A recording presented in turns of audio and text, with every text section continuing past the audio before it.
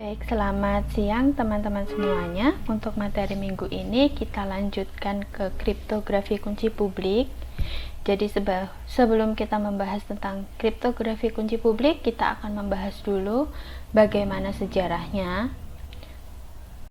Untuk yang pertama, ini sampai akhir tahun 1975, ini hanya dikenal kriptografi kunci simetri. Jadi karena kriptografi kunci simetri ini menggunakan kunci yang sama untuk enkripsi dan dekripsi, jadi hal ini mengimplikasikan bahwa dua pihak yang berkomunikasi ini saling mempercayai. Kemudian untuk kedua pihak ini harus juga menjaga kerahasiaan kunci. Nah, satu permasalahan yang besar dalam sistem kriptografi kunci simetri ini adalah bagaimana cara pengirim membagikan kunci rahasia ke penerima pesan. Jadi baik pengirim maupun penerima ini harus berbagi kunci yang sama. Kemudian bagaimana cara mereka mengirim kunci rahasia satu sama lain? Nah, ini pertanyaannya.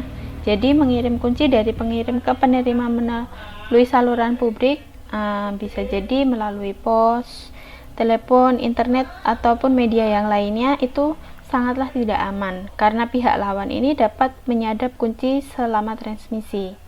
Nah, oleh sebab itu kunci harus dikirim melalui saluran kedua yang benar-benar aman atau disebut juga sebagai private channel.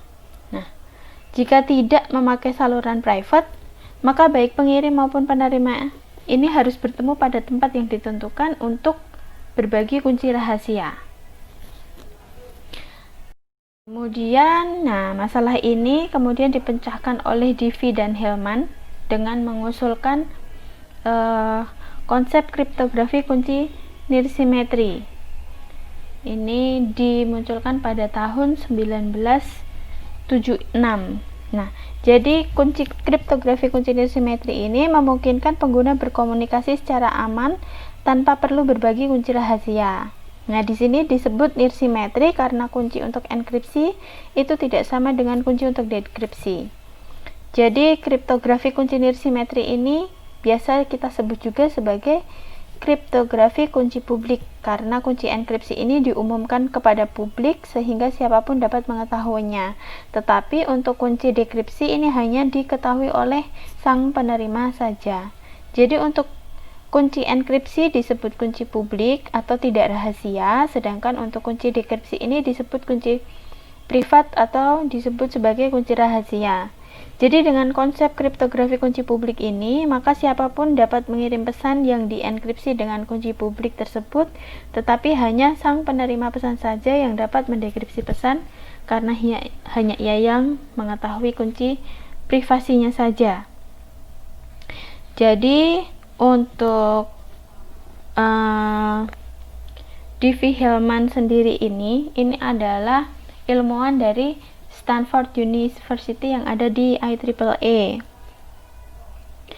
Kemudian mereka ini menemukan mekanisme penukaran kunci dengan menggunakan dua kunci yang nirsimetri.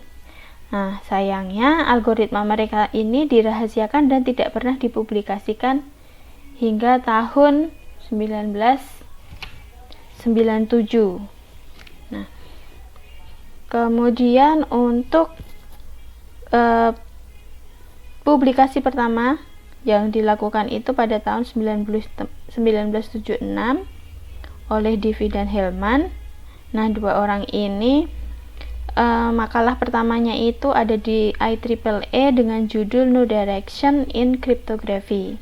Nah, makalah ini membahas distribusi kunci rahasia pada saluran komunikasi publik atau yang tidak aman dengan metode pertukaran kunci yang dikenal dengan nama algoritma pertukaran kunci Diffie Hellman. Nah, kemudian pada tahun 1977 ini generalisasi dari ide Cox ditemukan kembali oleh tiga orang ilmuwan dari MIT, yaitu Rives, Samir, dan Edelman. Jadi algoritma enkripsi yang mereka buat ini dikenal dengan nama RSA. RSA sendiri merupakan algoritma kriptografi kunci publik yang lumayan populer.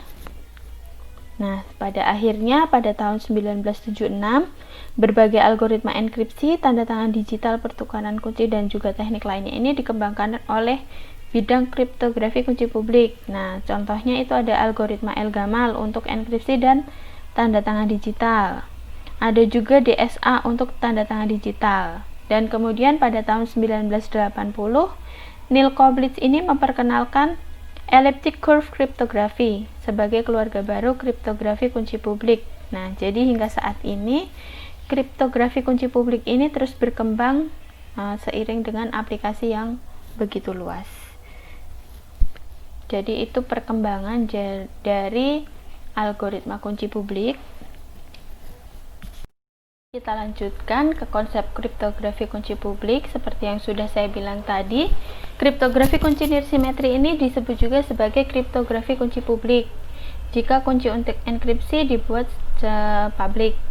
Nah, kemudian untuk setiap pengguna sendiri ini memiliki sepasang kunci, satu kunci enkripsi dan satu kunci untuk dekripsi. Jadi untuk kunci enkripsi ini diumumkan kepada publik. Nah, kenapa itu disebut tidak rahasia? Sehingga dinamakan public key, disimbolkan dengan E. Kemudian untuk kunci dekripsi ini bersifat rahasia sehingga dinamakan kunci privat atau private key, disimbolkan dengan D. Nah, jadi karena kunci enkripsi tidak sama dengan kunci dekripsi, itulah kenapa kriptografi kunci publik ini juga disebut sebagai kunci nirsimetri. Nah, jadi untuk skema kriptografi nirsimetri, kalian lihat kunci enkripsi ini tidak sama dengan kunci dekripsi. Untuk kunci enkripsi ini bersifat publik, sedangkan kunci dekripsi ini bersifat rahasia. Jadi kalau misalnya E adalah fungsi enkripsi dan D adalah fungsi dekripsi, ini merupakan sebuah pasangan kunci publik dan private, maka enkripsi pesan M ini dapat dinyatakan dengan rumus ED dalam M sama dengan C. Kemudian dekripsi bisa kalian lihat pada rumus yang selanjutnya. Nah, jadi untuk kedua persamaan ini dapat menyiratkan bahwa dengan mengetahui E dan C, maka secara komputasi hampir tidak mungkin menemukan M tanpa mengetahui D. Jadi untuk pasangan kunci E dan D juga memiliki sifat sedemikian rupa, sehingga meskipun E ini diketahui, tetapi secara komputasi hampir tidak mungkin menurunkan D dari E. Kemudian ED ini digambarkan sebagai fungsi pintu kolong atau disebut juga sebagai trapdoor, satu arah dengan D. Nah, ini adalah informasi trapdoor yang diperlukan untuk mengetahui fungsi inverse-nya. Fungsi inverse-nya D. Nah, dalam hal ini membuat proses dekripsi ini dapat dilakukan. Kemudian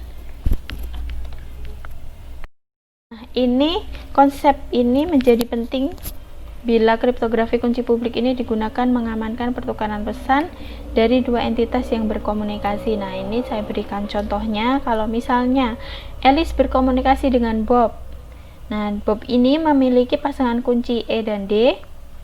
Nah, kemudian Bob ini mengirim kunci publik E yang tidak rahasia itu kepada Alice. Dia dapat mengirimkannya melalui saluran mana saja, sementara untuk kunci private D ini tetap terjaga kerahasiaannya. Nah, kemudian bila Alice ingin mengirim pesan M kepada Bob, maka Alice akan mengenkripsi pesan M dengan kunci publik Bob tersebut untuk memperoleh C sama dengan EE dalam kurung M, lalu mengirim ciphertext C kepada Bob. Nah, di sisi penerima ini, Bob mendekripsi ciphertext C dengan menggunakan kunci private-nya D untuk memperoleh M sama dengan DD dalam kurung C. Jadi untuk skema, jadi di sini ini untuk gambar 7.2 itu adalah skema komunikasi dengan kriptografi kunci publik yang akan memperlihatkan perbedaan mendasar antara kriptografi kunci publik dan juga kriptografi kunci simetri. Nah, di sini Bob ini mengirim kunci publik E untuk enkripsi kepada Alice melalui saluran yang tidak aman atau unsecure channel. Kemudian saluran yang tidak perlu aman ini mungkin sama dengan saluran yang digunakan untuk mengirim ciphertext. Nah, sementara ada Carol yang melakukan intersepsi komunikasi. Nah, ini mungkin berhasil mendapatkan kunci enkripsi E dan juga ciphertext C. Tetapi karena ia tidak mengetahui kunci dekripsi D, maka ia tidak dapat melakukan dekripsi. Nah, di sini hanya Bob yang mengetahui kunci private-nya sendiri atau kunci D. Alice pun juga tidak tahu, sehingga ia dapat mendekripsi pesan dari Alice dengan kunci private sendiri. Nah, jadi hal ini juga serupa dengan dilakukan jika Bob mengirim pesan ke Alice. Bob harus mengetahui kunci publik Alice terlebih dahulu sebelum ia mengirim pesan kepada Alice. Kemudian Alice mengirim kunci publiknya kepada Bob. Bob mengenkripsi pesan dengan kunci publik Alice. Nah, di sini Alice mendekripsi pesan dari Bob dengan kunci private-nya sendiri atau kunci private dari Alice sendiri. Nah, jadi dengan sistem kriptografi kunci publik ini, baik Bob maupun Alice tidak perlu berbagi kunci yang sama. Bob dan Alice ini keduanya memiliki sepasang kunci masing-masing, yaitu kunci publik dan kunci private Alice dan kunci private dan kunci publik dan kunci private Bob. Kemudian sistem kriptografi kunci publik ini jadi memiliki dua karakteristik. Yang pertama yaitu adalah komputasi untuk enkripsi dan dekripsi ini mudah dilakukan. Nah, ini artinya adalah enkripsi dan dekripsi pesan di dalam kriptografi kunci publik ini umumnya menggunakan operasi perkalian, termasuk juga perpangkatan dari bilangan bulat. Nah, jadi mengalihkan dan memangkatkan bilangan bulat itu adalah operasi yang mungkin mudah dilakukan. Nah, untuk yang kedua itu adalah secara komputasi hampir tidak mungkin atau invisible menurunkan kunci private D bila diketahui kunci publik E. Jadi maksudnya adalah kunci privat dan kunci publik ini saling berhubungan satu sama lain. Nah, keduanya ini diturunkan dari persamaan matematika. Namun, untuk mengetahui E, tidak memungkinkan kriptanalis untuk menemukan D. Nah, jadi untuk menemukan D dan E ini dibutuhkan komputasi yang besar dan membutuhkan waktu yang cukup lama, sehingga secara komputasi ini dapat dikatakan tidak mungkin bisa dilakukan. Ini sebagai untuk kedua karakteristik tersebut. Nah, ini yang pertama ada perkalian versus dengan pemfaktoran. Jadi mengalihkan dua buah bilangan prima A kali B sama dengan N itu mungkin mudah, tetapi untuk memfaktorkan N menjadi faktor-faktor primanya itu lebih sulit. Nah, ini ada contohnya. Kemudian untuk yang B itu adalah perpangkatan versus dengan logaritmik diskrit. Jadi untuk melakukan perpangkatan modulo, kalau misalnya ada B sama dengan A pangkat X dimodulo dengan N, nah ini mungkin mudah. Tetapi untuk menemukan X dari A pangkat X modulo dengan N sama dengan B itu akan jauh lebih sulit. Kemudian tiga persoalan matematik yang dijadikan dasar kriptografi kunci publik ini adalah pemfaktoran, logaritma diskrit, dan juga kurva eliptik. Nah, jadi ini penjelasan dari masing-masing persoalan matematika. Untuk yang pertama itu adalah pemfaktoran. Kalau misalnya diberikan bilangan bulat N, kemudian faktorkan N menjadi faktor primanya. Jadi ya seperti yang sudah kalian pelajari sebelum-sebelumnya. Mungkin kalau misalnya ada 10, difaktorkan itu ada 2 dikali dengan 5. Kemudian kalau 60 itu ada 2 kali 2 kali 3 kali 5 dan seterusnya. Kemudian untuk yang kedua yaitu adalah persoalan logaritma diskrit. Nah, jadi kalau misalnya kalian temukan X sedemikian sehingga B kongruen dengan A pangkat X modulus dengan N. Nah, kalau misalnya dinotasikan kesamaannya itu temukan X sedemikian sehingga A pangkat X modulo N sama dengan B. Ini contohnya 15 kongruen dengan 3 pangkat X dimodulus dengan 17. Nah, sehingga X nya itu mendapatkan 6. Nah, mungkin semakin besar A, B, dan N maka semakin sulit menemukan X. Jadi algoritma kriptografi yang menggunakan prinsip ini adalah algoritma El-Gamal yang pertama, kemudian yang kedua ada algoritma DSA dan algoritma pertukaran kunci Diffie-Hellman. Nah, jadi persoalan logaritma diskrit ini adalah kebalikan dari perpangkatan modular A pangkat X dimodulus dengan N. Kemudian menghitung A pangkat X modulus dengan N ini relatif mudah, tetapi untuk menemukan X sedemikian sehingga B kongruen dengan A pangkat X modulus N adalah sangat sulit. Sedangkan untuk yang ketiga, ini persoalan logaritma diskrit kurva eliptik atau disebut juga sebagai elliptic curve discrete logarithm problem. Nah, di sini diberikan P dan Q adalah dua buah titik di kurva eliptik. Kemudian carilah bilangan bulat n sedemikian sehingga P sama dengan N dikalikan dengan Q. Jadi untuk lebih detailnya nanti kita belajar di bab 11. Nah, ini contoh yang diberikan adalah Y pangkat 2 sama dengan X pangkat 3 ditambah 9X ditambah 17.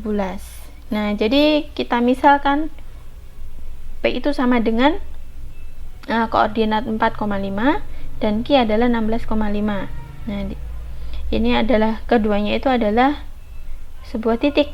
Nah, kemudian tentukan N sedemikian sehingga P sama dengan N kali Q. Nah, jawabannya itu adalah N sama dengan 9. Jadi untuk persoalan logaritma diskrit kurva eliptik ini menjadi invisible jika N cukup besar. Nah, untuk algoritma kunci publik yang menggunakan prinsip ini adalah elliptic curve cryptography atau sering disingkat sebagai ECC. Nah, ini juga akan dibahas khusus pada bab 11. Untuk yang selanjutnya kita belajar tentang analogi kriptografi kunci publik dengan kotak surat.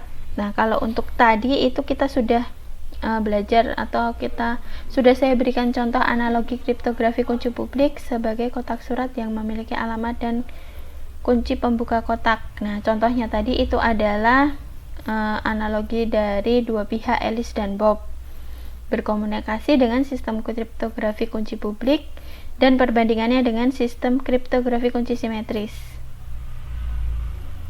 Nah, misalkan Alice mengirim pesan kepada Bob dan Bob juga membalas pesan tersebut. Nah, pertanyaannya adalah bagaimana cara agar pesan tersebut tidak dibaca oleh pihak lain. Nah, ini yang pertama itu kalau kita misalkan apabila menggunakan sistem kriptografi kunci simetri, ini Alice memasukkan suratnya ke dalam sebuah kotak dan menguncinya dengan sebuah kunci gembok. Nah, di sini surat yang berada di dalam kotak ini dapat dianalogikan sebagai pesan yang sudah dienkripsi karena tidak ada orang lain yang bisa membacanya. Sedangkan untuk kunci gemboknya sendiri itu kita analogikan dengan kunci enkripsinya. Jadi kalian sambil membaca, sambil kalian bayangkan. Nah, kemudian untuk selanjutnya, Alice ini mengirim kotak surat yang sudah digembok tersebut melalui jasa pos. Nah, Bob yang menerima kotak surat ini dapat membuka gembok dengan kunci duplikat yang sama dengan kunci gembok yang dimiliki oleh Alice. Nah, ini dapat dianalogikan bahwa dengan Bob mendekripsi pesan dengan kunci yang sama, mereka mungkin berbagi kunci gembok pada suatu pertemuan rahasia sebelumnya. Nah, Bob kemudian membaca surat dari Alice dan mengirim balasannya dengan cara yang serupa. Nah, apabila menggunakan kriptografi kunci publik, maka Alice dan Bob ini memiliki kunci pembuka gembok yang berbeda. Nah, mula-mulanya Alice ini meminta Bob mengirimkan gembok dalam keadaan terbuka. Gembok ini kita analogikan sebagai kunci publik Bob. Sedangkan kunci pembuka gembok yang dianalogikan sebagai kunci privat tetap dipegang oleh Bob. Nah, kemudian Alice memasukkan surat ke dalam kotak lalu mengunci gembok tersebut dan mengirimnya melalui jasa pos. Bob yang menerima kotak tersebut dapat membuka gembok dengan kuncinya. Nah, Bob kemudian membaca surat dari Alice dan mengirim balasannya dengan cara yang serupa. Nah, jadi untuk sistem kriptografi kunci publik ini bisa dikatakan cocok digunakan di dalam kelompok pengguna di lingkungan jaringan komputer yang memungkinkan untuk adanya komunikasi. Jadi setiap pengguna jaringan ini mempunyai pasangan kunci publik dan juga kunci privat yang bersesuaian. Kunci publik ini sendiri, nah, karena tidak rahasia, untuk kunci publik biasanya akan disimpan di dalam basis data publik yang dapat diakses oleh pengguna lain. Jika ada pengguna yang hendak berkirim pesan ke pengguna lainnya, maka ia perlu mengetahui kunci publik penerima pesan melalui basis data kunci, lalu menggunakannya untuk mengenkripsi pesan. Nah, jadi hanya penerima pesan yang dapat mendekripsi pesan karena ia yang mengetahui kunci privatnya sendiri. Nah, jadi dengan sistem kriptografi kunci publik ini tidak diperlukan pengiriman kunci privat melalui saluran komunikasi khusus sebagaimana pada sistem kriptografi simetri. Meskipun kunci publik ini diumumkan ke setiap orang di dalam kelompok, namun untuk kunci publik perlu dilindungi agar otentikasinya terjamin. Misalnya tidak dimanipulasi oleh orang lain. Begitu prinsipnya. Nah, kemudian kita berbicara perbandingan kriptografi kunci simetri dengan kriptografi kunci publik. Nah, ini kelebihan kriptografi kunci simetri. Yang pertama adalah algoritma kriptografi simetri ini dirancang sedemikian rupa sehingga proses enkripsi ataupun dekripsi membutuhkan waktu yang relatif singkat. Kemudian yang kedua, ukuran kunci relatif pendek. Nah, jadi untuk D sendiri memiliki panjang kunci 64 bit, untuk A ini memiliki kunci panjang 128 sampai dengan 256 bit. Dan yang ketiga, algoritma kriptografi simetri ini dapat dirancang sedemikian kompleks untuk menghasilkan cipher yang lebih kuat. Kelebihan yang terakhir untuk kriptografi kunci simetri yaitu adalah otentikasi pengiriman pesan langsung diketahui oleh ciphertext yang diterima, karena kunci hanya diketahui oleh pengirim dan penerima pesan saja. Sedangkan untuk kelemahan dari kriptografi kunci simetri, pertama adalah kunci simetri ini harus dikirim melalui saluran yang sangat aman atau melalui cara yang tidak disadap. Nah, kedua entitas yang berkomunikasi ini harus menjaga kerahasiaan kunci ini. Kemudian yang kedua, kunci harus sering diubah supaya tidak mudah dicuri. Jadi pengubahan kunci ini mungkin dilakukan pada setiap kali sesi komunikasi. Jadi setiap sesi akan ada perubahan kunci. Nah, ini mungkin akan membutuhkan memori yang lumayan besar. Sedangkan kelebihan kriptografi kunci publik, yang pertama itu hanya kunci privat yang perlu dijaga kerahasiaannya oleh setiap entitas yang berkomunikasi. Untuk yang kedua, pasangan kunci publik atau privat ini tidak perlu diubah. Nah, mungkin dalam waktu periode yang cukup panjang juga. Yang ketiga adalah dapat digunakan untuk mengamankan pengiriman kunci rahasia yang digunakan untuk komunikasi pesan dengan algoritma kriptografi kunci simetri. Dan yang terakhir adalah beberapa algoritma kunci publik ini dapat digunakan untuk memberi tanda tangan digital pada pesan. Kelemahan kriptografi kunci publik yang pertama adalah enkripsi dan dekripsi data ini umumnya lebih lambat daripada sistem simetri, karena kan kita menggunakan bilangan bulat yang lumayan besar dan melibatkan operasi perpangkatan yang cukup banyak.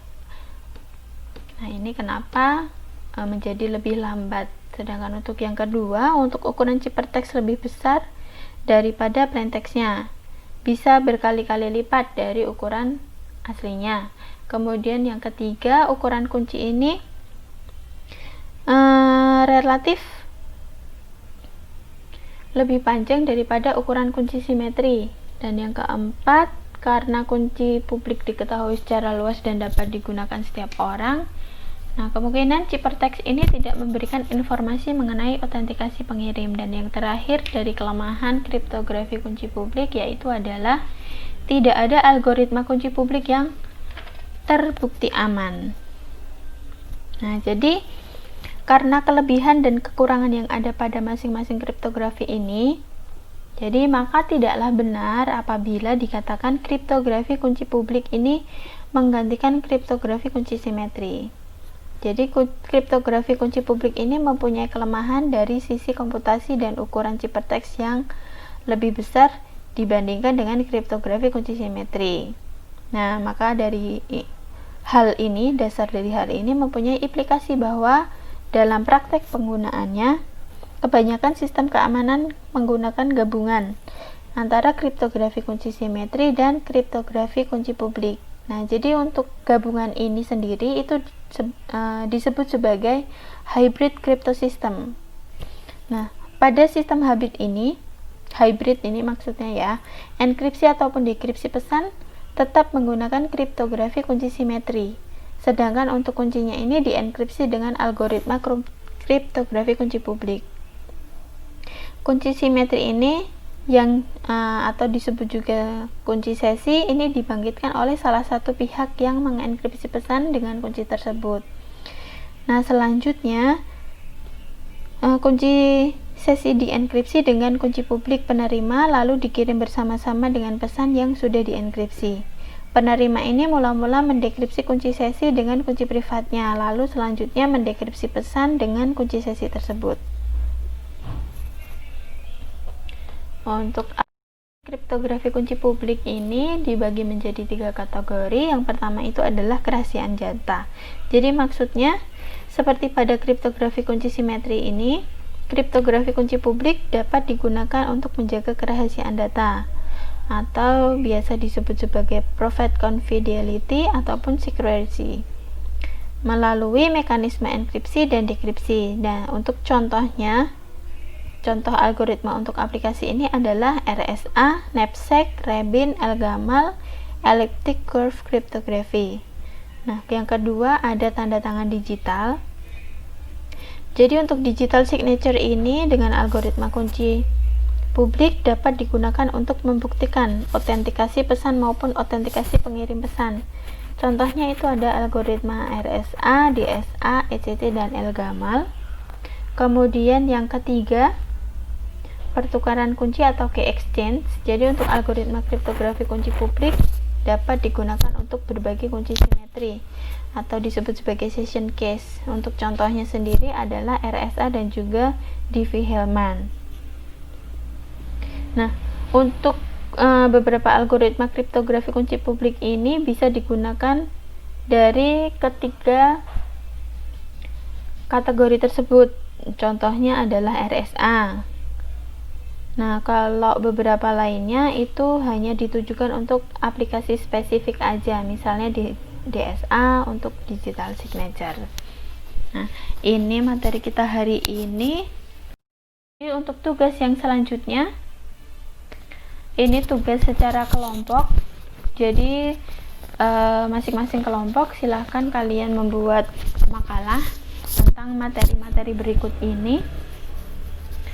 Jadi ada algoritma RSA, pertukaran kunci Diffie-Hellman sampai ke pembangkitan bilangan prima. Jadi di sini nanti kalian bahas sedikit tentang sejarahnya seperti apa, kemudian formulasinya seperti apa, prosedur pembangkitan pasangan kuncinya bagaimana.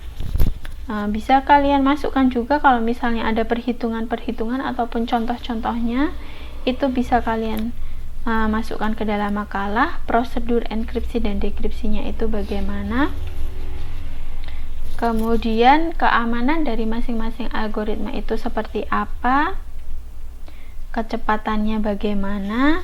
Kalau misalnya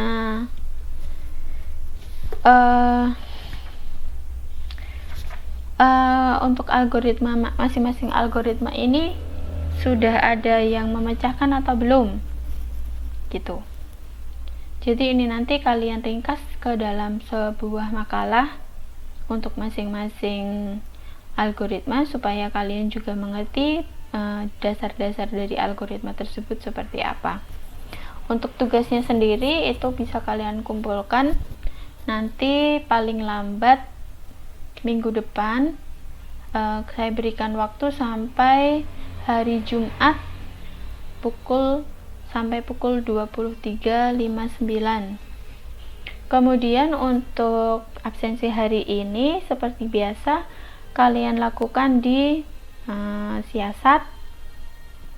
Silahkan kalian tuliskan NIM dan juga pertanyaan bisa mengenai tugas ini ataupun tentang materi kita hari ini. Kalau untuk mengenai tugas mungkin nanti akan saya baca-baca dulu. Kalau misalnya ada yang belum jelas, itu mungkin nanti akan saya jelaskan kembali di Google Classroom kelas kalian masing-masing.